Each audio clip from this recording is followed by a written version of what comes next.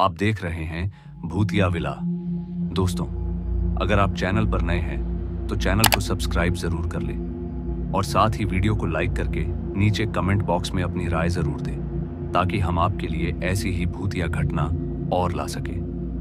तो चलिए बढ़ते हैं आज की कहानी की ओर। दोस्तों, शियालपुरा से हमारी बस जा रही थी कनकपुरा के लिए और ये लगभग 300 किलोमीटर का लंबा सफर था। रात के तकरीबन 10 बजे बस शियालपुरा से कनकपुरा के लिए रवाना हुई। बस में सारे मुसाफिर अपनी अपनी सीटों पर झपकियां ले रहे थे और बस भी अपनी निर्धारित गति से चली जा रही थी और मैं बस की खिड़की से बाहर की बहती हुई शांति को महसूस कर ही रहा था कि तभी उस बस के ड्राइवर ने बस का ब्रेक लगा दिया। अचानक लगे ब्रेक के चलते सभी मुसाफिर हड़बड़ा गए और कुछ मुसाफिरों को चोट भी लग गई। वह बस ड्राइवर पर भड़क गए और ड्राइवर पर चीखने चिल्लाने लग गए, मगर वही वो बस ड्राइवर बिना कुछ जवाब दिए अपनी सीट पर खामोश बैठा रहा। ड्राइवर के कोई जवाब ना देने के चलते मुसाफिरों का गुस्सा और भी तेज हो गया कि तभी बस ड्राइवर सामने की तरफ इशारा करते हुए बोला, हाईवे पर नींबू बिखरे हुए हैं। अगर इन नींबुओं के ऊपर से बस गुजरेगी तो कोई ना कोई अनहोनी हो जाएगी। ड्राइवर की इस बात पर जब मैंने बस से झांक कर देखा तो सच में बस के सामने अनगिनत नींबू बिखरे पड़े थे।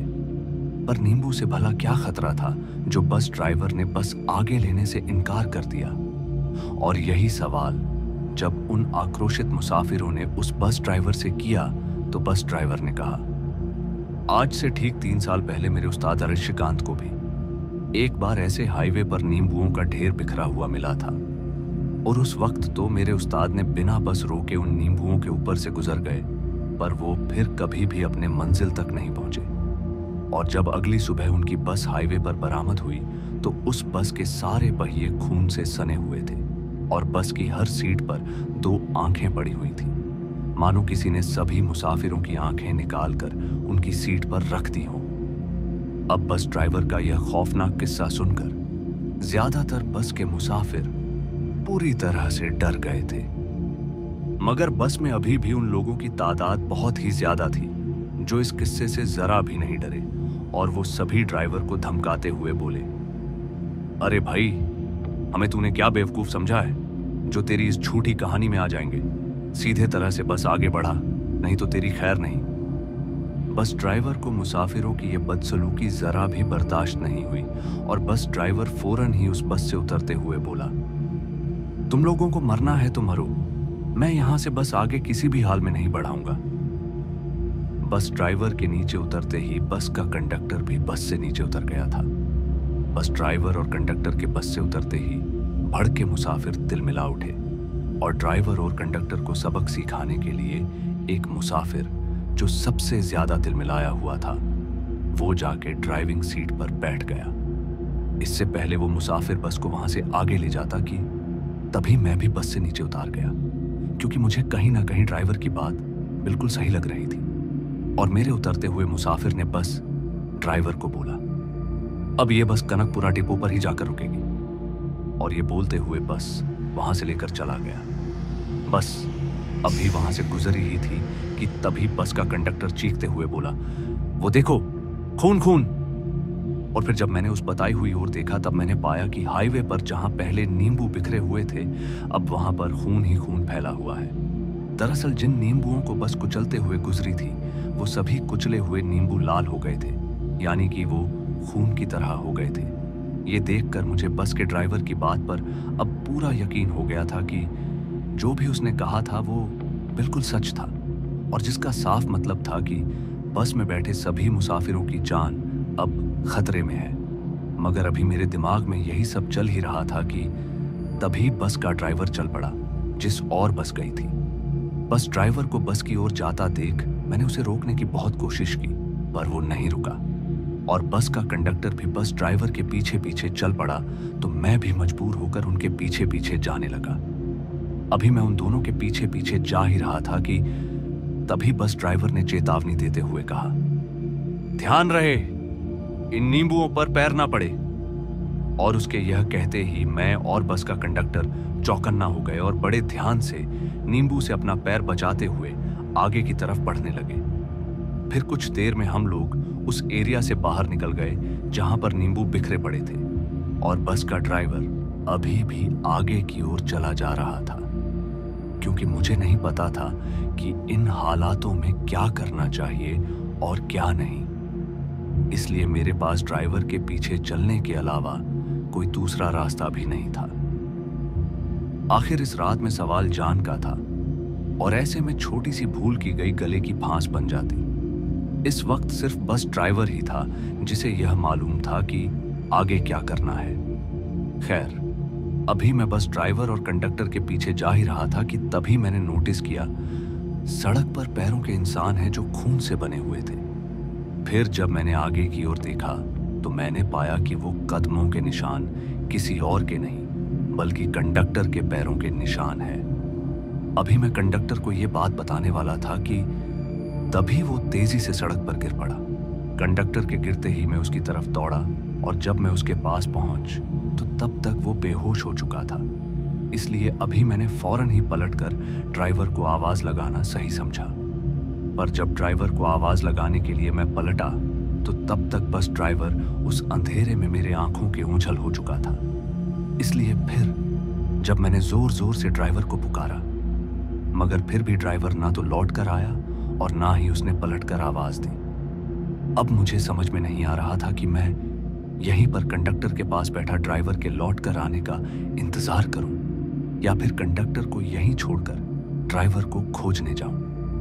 और कुछ देर अपने आप से सवाल करने के बाद मैंने कंडक्टर को वहीं पर छोड़कर ड्राइवर के पीछे जाने का फैसला किया, क्योंकि ड्राइवर के बिना तो इस मुसीबत से बाहर निकलना मेरे लिए तो नामुमकिन ही था।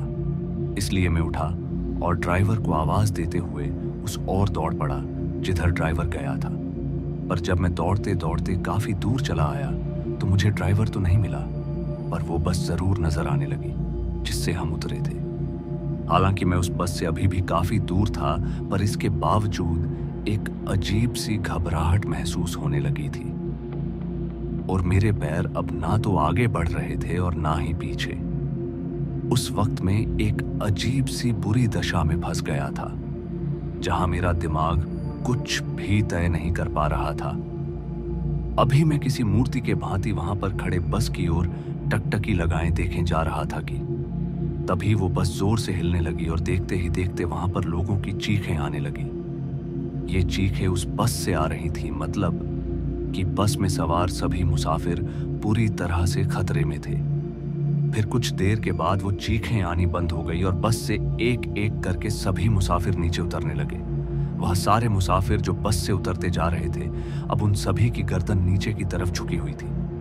बस से उतरने के बाद वो सारे मुसाफिर एक गोले में खड़े हो गए और अभी मेरी नजर उन मुसाफिरों पर थी कि तभी अचानक ही पीछे से किसी ने मेरी गर्दन दबोच ली और धकेलते हुए मुझे आगे की तरफ लेकर जाने लगा।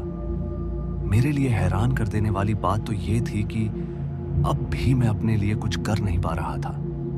फिर जब उसने मुझे नीचे पटका तब जाकर मेरी चीख निकली और मैं नीचे गिरते ही झट से खड़ा हो गया।